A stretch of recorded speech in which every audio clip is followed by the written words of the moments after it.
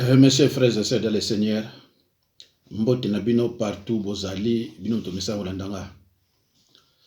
Bana Nzambe, je crois que nalobaki na bino dernièrement que selon cours constitutionnel, mariage coalition ya Chilombo na FCC nani cours constitutionnel azo reconnaître ngote.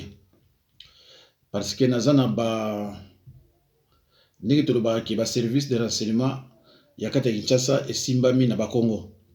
Donc tu ya ne Congo ba prévenir nga déjà avant que cour constitutionnel à lobby mariage ya FCC na cash bango ba yebi ngote eza illégal. Eza lo mo ba traiter ki bango na bango. Donc bazo mettre bazo tiango penza en considération te. Alors sikoto we moto ko mona ke ba luba ba confirmer yango soki bino bolandaka ba vidéo nanga nyonso kama passage wala na kati na kotisaki yango na lobayi ke cour constitutionnel lobby baza ko reconnaître yango te. Alors moni bango uti ko bango lelo na kolakisa bino kama extrait na yango ngai na lobaka likambo pamba te soki vraiment naza sûr na yango te, à moins que na sala erreur, sinon te suna lobby likambo a priori ezaka yango wana.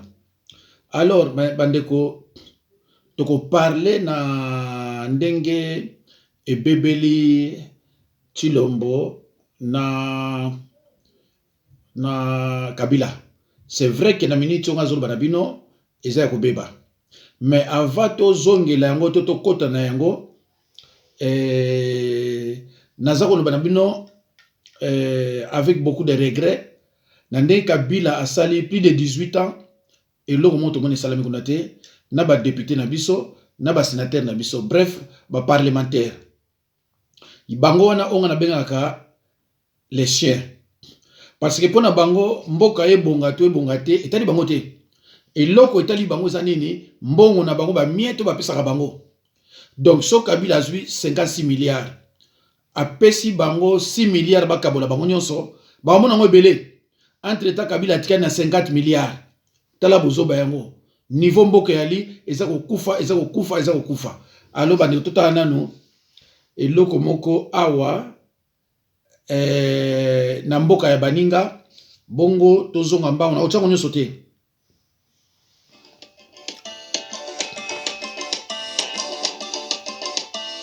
Chaque jour apporte de nouvelles preuves de l'engagement du président Issou Mahamadou. L'hôpital de référence est un exemple éloquent. C'est un succès de taille. Cet hôpital démontre avec quel brio la capacité de la 7e République dans la recherche des intérêts du Niger.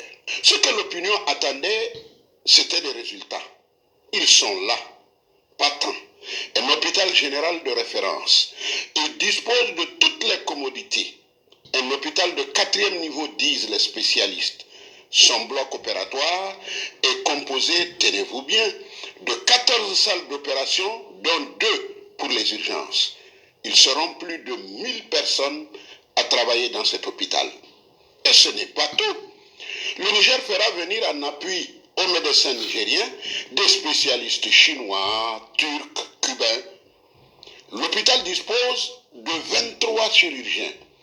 Ils enregistrent déjà entre 50 et 80 consultations par jour.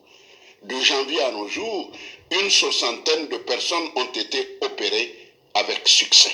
Dans les années à venir, nous assisterons sans doute à une baisse drastique des coûts d'évacuation des malades nigériens vers l'étranger. Coût estimé à plus de 5 milliards de francs CFA par an.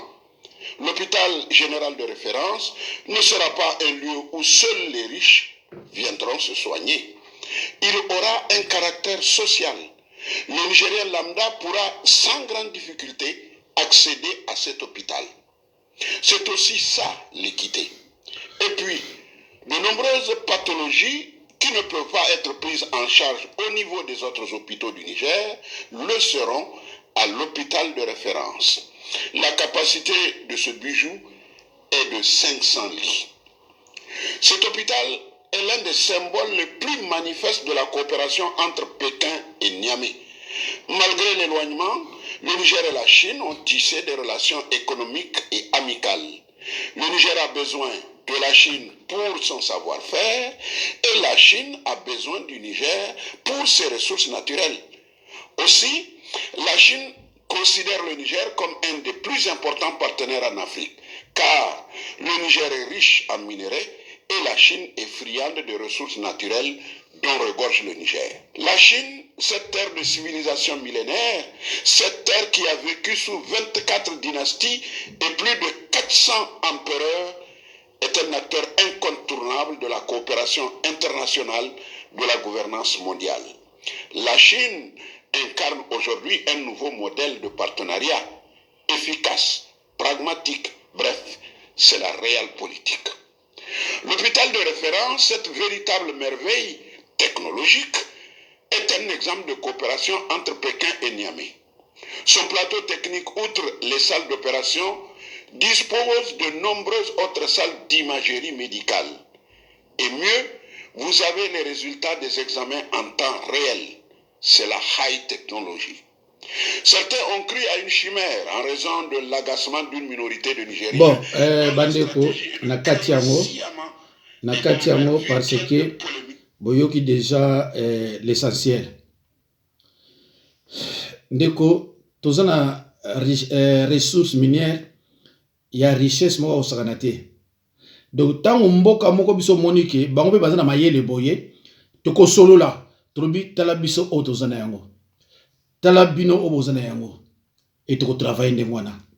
Mais oyo ya biso koyoka ka ba 9 millions, ba 400 millions, ba mbongo zoki na ba Rwanda, oyo ya ba Congo nyoso batindi kuna, ainsi de suite.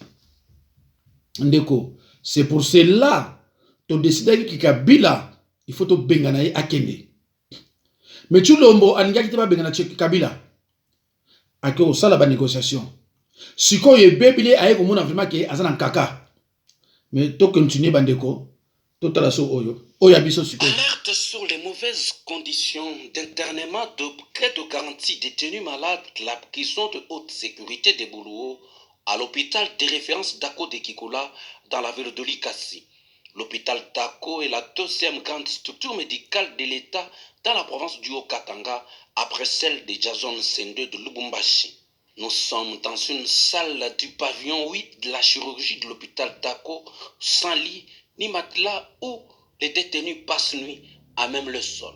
Nous avons quand même 45.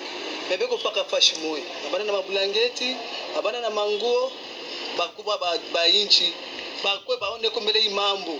Bana watu banatula tu bantu munani mu hôpital.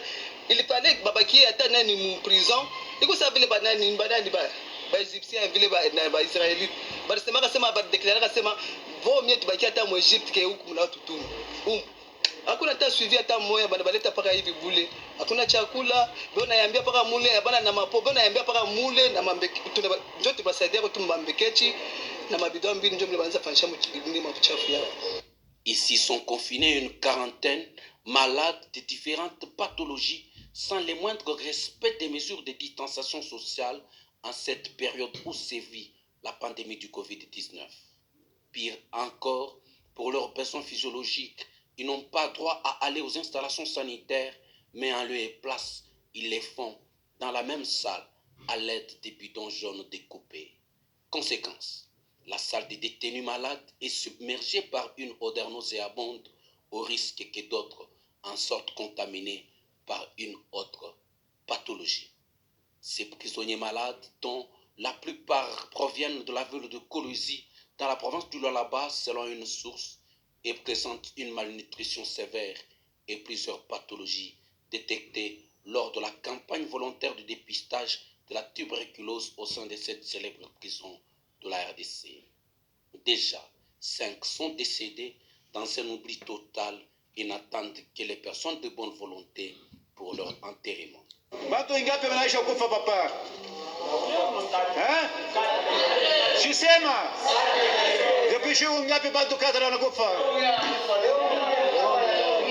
Et les voix s'élèvent pour dénoncer ce mauvais traitement inhumain des personnes condamnées déjà, mais précipitées à la mort à petit feu. Est-ce que c'est normal. Les mambo ya haya. Abandonner des prisonniers, ils n'ont pas de famille. Puis qu'on a pas nanjala, na maladie. Il ne faut pas penser seulement à quatre élections. Ça, ce n'est pas l'élection. Ça, c'est aider les pauvres. Bandeko. O wana bomoni bandeko na biso ya Kolwezi. Partout et comment il présente une malnutrition sévère. Donc, bandeko sikoyo. Kolwezi eza wapi? Peut-être dans la Katanga. Oui, je suis sûr que fait la Katanga ou bien ça, il y a bilo kwa ningwana. Bon, excusez-moi peut-être, nazo comprendre bien te. Bandeko nanga. Batu wana bino bomoni ba konda. Bandeko na biso. Kendo tala ba santé ya ba kamere, ya belezer, ya ba soki ba basi na ba so banani wana. Ndeko oyebi tangu na tala kabilo musu batindila nga na posa olelo mona esali yo. Alors biloko na tiaka tangu batozo finga ki na ngi baluba te ezo fongola tilo momiso potala ngo je suis au courant. Po babenga nga babi me pasteur biloko mususu biso to mona ngo ka so yo tie to yebite ke côté boye eza boye côté boye eza boye bayebi la bango te. Ndeko mboka oyo eza na mbongo ya ndengo wana oyo Laurent Désiré Kabila lobaki bo pesa biso mbongo te bolongola biso ka guerre parce que mbongo eza awawa comme preuve tala ndenge bongisi Rwanda comme preuve tande komisa Katumbi Kamere Kanambe Babugera bango nyonso wana ndeko za mawa o wana bomoni bango ba exhibition hôpital oyo ya biso ezanga ba drap ezanga ba couverture ezana rien bomona ki mwana moko mwasi aute ko bota 4 bana na mama yemo ba drap ezate bazuka ma ba bilamba moko boba bazipelier ba drap ezate tala niveau tozana yango ndeko tala niveau tozana yango eza mawa vraiment eza mawa. Alors bomona soldat congolais passe l'équipe a préféré Melata Masanga et la Moussaye, Toé Bomaye. Et c'est triste. Et ça m'a bandeko. T'as osé m'abilo aboye, ko sekezate. Tout la nandeko.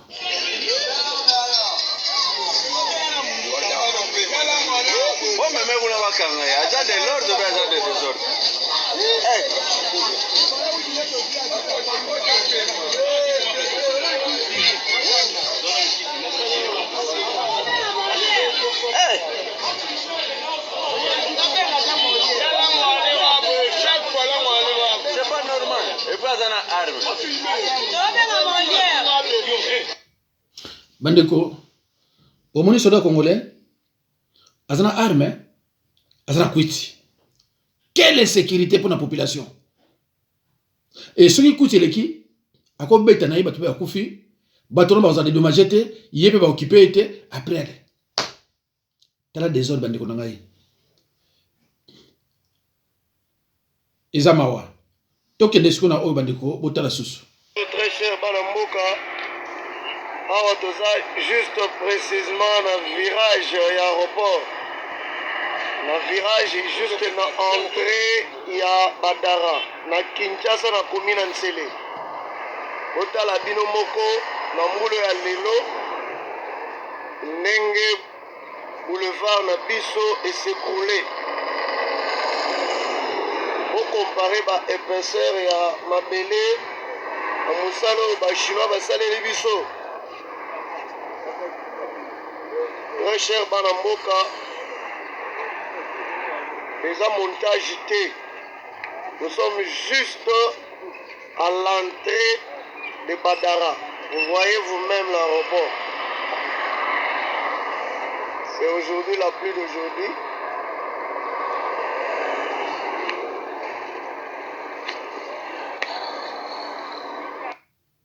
Bandeko eloko neti mabakadam po biso to sala yango il faut que nous ba chinois ndeko po biso to sala yango ko il faut que nous ba chinois soki chinois zate eza pratiquement impossible. Bandeko, eza pasi pona biso. Alors, tokende musika te, naluka eloko yango, nameka kotia, tolanda ngo biso nyonso. Soki na baby son quelque part te. Voilà.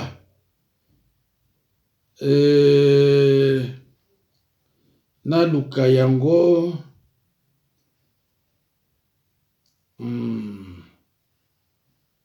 Ah là là là là là là. Voilà, faut ezala yango yo. Potolanda yango biso nyonso na bokebi nyonso boyoka ba déclaration ya ndeko oyo aza ko confirmer nga makambo oyo. Je vous ai dit. Voilà. Oh na utaye koloba na bino. Bonjour, bonsoir chers amis, chers compatriotes. Vous tous, des milliers de abonnés de Moubenga TV et du Congo est à nous. Nous sommes aujourd'hui le 21 mai 2020. Une grande nouvelle vient de nous parvenir. Dans le secret, le président Félix a mis fin à ses relations avec l'ancien régime, l'ancien président. Tout est parti de l'annonce de la Cour constitutionnelle lorsque cette Cour a déclaré que les FCC, les CACH, la MOUCA ne sont pas reconnus par la Constitution. Par conséquent, ces institutions, ces structures, ces organisations cessent d'exister comme majorité au Parlement.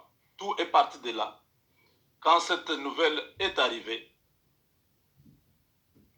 avec la restitution dans les droits de Bahati Lukwebo, dans les conflits qui l'opposaient à Madame Nene Nkoulou, Joseph Kabila s'est précipité pour aller rencontrer le président Tshisekedi. Comme il en a toujours l'habitude de se faire toujours bon, oh mon frère, mon frère, mon frère, Tshisekedi l'attendait sans rien dire. Quand il est arrivé chez Tshisekedi, ils ont commencé à parler. Joseph Kabila, comme d'habitude, il vient encore avec des propositions sur les entreprises publiques, la répartition, où il s'octroie 65% contre 35%. Tshisekedi lui dira non en face. Il dit, ça ne se fera pas. Cette fois-ci, je serai le seul à pouvoir ordonner tous ceux qui vont travailler avec moi. Je ne suis plus obligé de pouvoir prendre... Vous avez déjà des ministres. Au niveau des institutions, comme les entreprises publiques, je vais nommer des Congolais qui sont expérimentés, qui sont compétents, qui ont la technique, qui savent ce qu'il faut faire parce que j'ai besoin du résultat. Je n'irai pas dans ces nominations encore avec des politiciens pour que je puisse davantage m'enfoncer. Déjà avec le gouvernement, vous voyez combien vos ministres sont en train de saboter mon action. Au niveau des entreprises publiques, il n'y aura plus rien de tout ça. Joseph Kabila a tapé sur la table. Il s'est fâché. Félix lui a dit, vous avez déjà ma réponse. Tout ce que vous voulez, faites-le. Mais moi, je ne prendrai personne de votre part pour travailler avec moi dans les entreprises publiques. À cette parole, Joseph Kabila était dans tous ses états. Il est sorti, il est dans sa voiture, il est parti. Donc la situation est tendue. Ce que je voulais maintenant dire, c'est que la situation du chef de l'État doit être une préoccupation de tout le monde. La sécurité, je voulais dire. Tous les Congolais, nous devons prier pour le président Félix. Ce qui vient de prendre comme courage, nous avons cherché ça pendant beaucoup de jours. Je vous ai dit que les experts, disons, les experts chinois qui sont venus là, ce n'étaient pas des experts chinois pour la maladie du coronavirus. Ces gens-là sont venus, ce sont des agents de renseignement chinois qui sont venus, ce sont des ingénieurs, ce sont des gens qui sont venus travailler parce qu'il y a quelque chose qui doit se faire au Congo. Avec la 5G, avec la guerre qui se passe de l'autre côté, il y a quelque chose de très flou. Et le président Félix est au courant.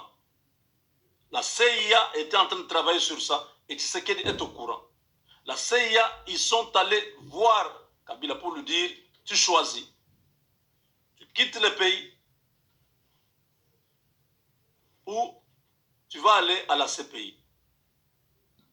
Parce que tu es en train d'handicaper tout ce que Tshisekedi est en train de faire. Et ça, nous ne pouvons pas compter, nous ne pouvons plus vous protéger. L'accord que nous avons avec vous, vous l'avez violé. Et Kabila s'est précipité pour aller voir Tshisekedi pour essayer de repositionner encore ces hommes parce qu'il sait qu'avec la position de la Cour constitutionnelle, c'est terminé, la majorité bascule. Kabila est parti de chez Tshisekedi très fâché. Tshisekedi lui a dit, ça ne change rien. Vos hommes qui sont au gouvernement, ça fait une année qu'ils sont en train de... Mes chers frères et sœurs, vous avez tous compris et vous avez suivi attentivement les déclarations de Jean-Claude. C'est qu'ils oublient que Tshilombo a conclu un pacte. Il est dans ses alliances. Il a conclu un pacte avec Kabila. Il doit les respecter. Bango Bazo Bengaye, président de la République. Mais Kabila Yebike, Aza président de la République. C'est ça. Tangu yondimi bamakambo. Tangu yondimi bamakambo. Yeba yangoke. Ekoyela omabe.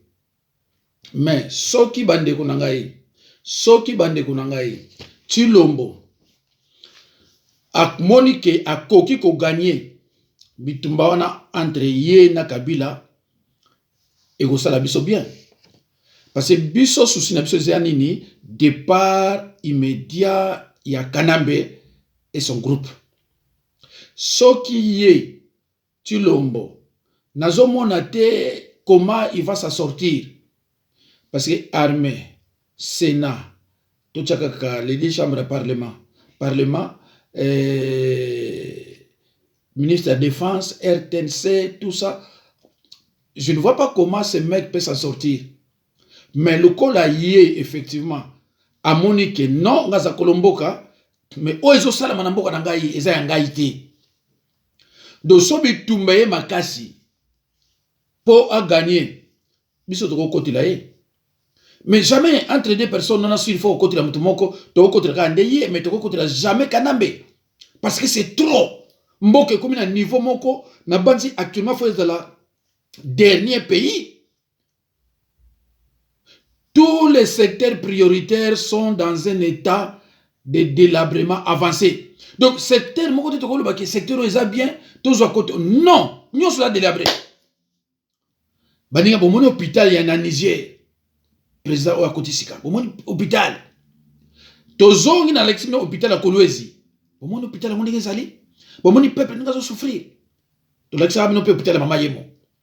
Donc, et l'autre moko, beaucoup qui na secteur oyo, bon le besoin bien exaté. Parce que chez nous, le pouvoir n'est pas décentralisé. Alors, tant que le pouvoir n'est pas décentralisé, et l'autre beaucoup ça réalité, bon, on n'est pas de capanaïe. Parce que lui, il centralise le tout. Le pouvoir est décentralisé.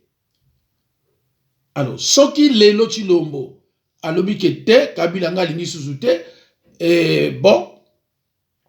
Mais ceux qui bazali maye les bande konangai nini bango bakoki ko sala parce que na uti ko zwa coup de fil mon balobi paraît Kabila reconnaître Ibrahim qui est à sa petit frère naye pe andimi testa Aden mais ngai na web sabino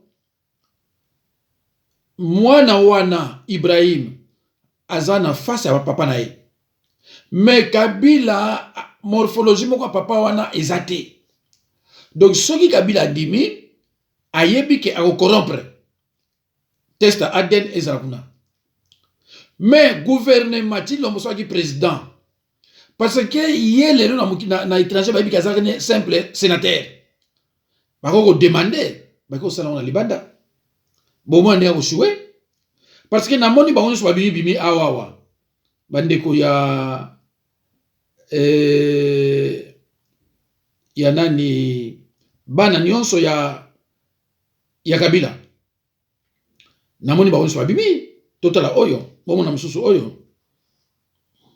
bango so bimi. Alors il faut sikoyo Chilombo a profiter de na oyo faut boke na ngoti na suka parce que Kabila tolingi ete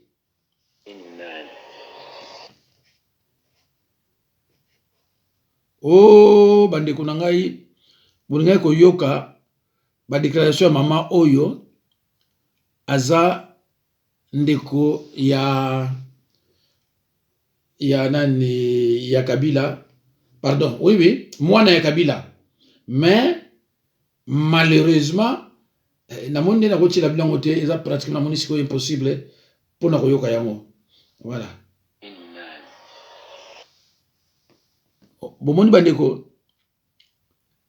voilà tolongo lango ye aza koloba na monoko na bango azali nani mwana ya Kabila et puis tosuki wana te à reconnaître Etienne à reconnaître Ibrahim que aza lekinaye bon toza susu na mususu auti obima yeyo bango nso bazo obima tala. Bonsoir, comme on a Emmanuel Kabila, moi na musée Kabila. Maman na ngai comme on a da ai bakutana na papa na biso na bateau Tenika. Yaya na ngai Ibrahim to sola mingi na WhatsApp na ma phone et puis nga to kitana la kita Congo mais na banga na ngai. Mona fona kiti Congo ba ya ko kanganga pamba. Mais un jour pe na kita kaka. Merci. Bomoni ndeko oyo tolobi soki botali morphologie na ye bokoya komona ke effectivement aza nilongi ya nani aloba ndeko bino so bokaki mama ndinga lobaki vraiment pesenga moi pasi mais toyoka quand même. Pas de commentaire. Pas de commentaire. On ne réclame pas la paternité ni la maternité à la télévision ou dans les polémiques. Et de toutes les façons, je peux poser la question à tout le monde. D'accord?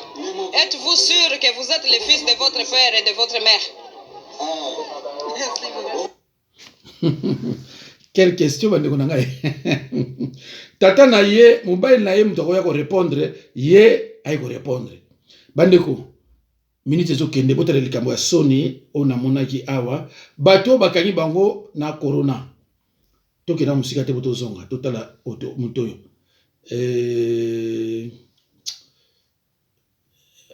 Téléphone yo eza ko salanga mabe mingi bokomona awa ndeko toza na Etienne Kabila. Etienne Kabila aza ko reconnaître Ibrahim ke aza ndeko na ye. Donc Chilombo ole bakendeke boy parce que namoni ba convoquer Ibrahim Kabila l'état azwaye wana mukanda justice bazwaye pour ba procéder déjà na ba test ADN ba kende na pas corps ya na nezali ya Mosé. Voilà. Donc Etienne a reconnaître ye bango ne soit reconnaître ye mais ce qui gouvernement na biso et landeli yango de près et koya ko pesa ADN ke ye aza mwana ya Kabila te et à partir de biloko wana nde bakolandela ye tina suka. Alors bandeko bokomona batu oyo badikaya bango baza na coronavirus baza na hôpital mais bango kuna baloba banda kala kitozo na biso na coronavirus te mais biso yokaka te mais bokotala bango baza kuna bazobina na bango botala bango na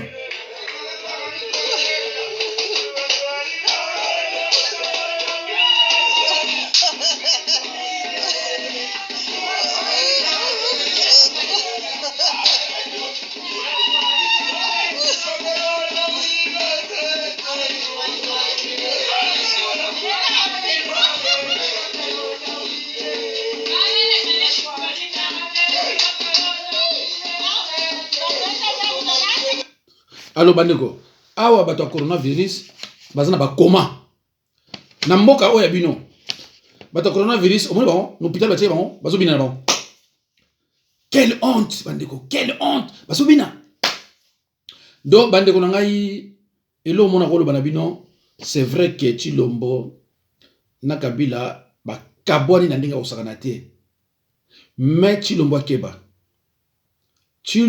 akeba ye na baluba bazala mayele sinon te Tshilombo bako assassiner parce que mutu oyo ye akenda ko coopérer na ye aza diable Kabila aza diable mais mutu so akomi na mbongo abanga aliwa mina yibite so Kabila ko banga ngo parce que Kabila aza démon do Tshilombo bako kenda mayele boye. Mais face déjà oya la kisaki avant-hier ou bien jour wana kuna eza face moko mabe directement mais ce qui a moniqué a koki ko sala effort pour libérer pays asala tozala simanaye a déclaré que azamuta IDP susté azamuta lamuka comme ça a contacté Fayulu a contacté bato lamuka ba yebe bato lamuka wana nde RDC ko telema mais ce qui yazo kende ko bundisa ye attaque muta IDPS ou bien attaque yemoko et le côté wana bato lamuka ba kota la bangote donc il faut que ça appelle ma yele pour nous Kabila mais yo na armée te yo na rien au moni eloko au salaki il fallait pas ondima il fallait Fayulu atika na pouvoir na ye parce que on n'a rien na zone de protection ou pas wapi mes chers frères et sœurs dans le Seigneur vraiment na tikibino ba na ngeza ko compter makamso ezali mémoire ko bango réalité mais il fallait confirmer bino ka ke et baby entre Tshilombo na Kabila c'est vrai que baby donc makamala mo ya souté par bakuna merci beaucoup bande ko ngai beaucoup landa mate ya confession et repentance bola nango na bokebi nyoso solo bima lelote lobe ko bima merci beaucoup mes frères et sœurs chers patriotes Nzambe apambola bino et à la prochaine occasion merci.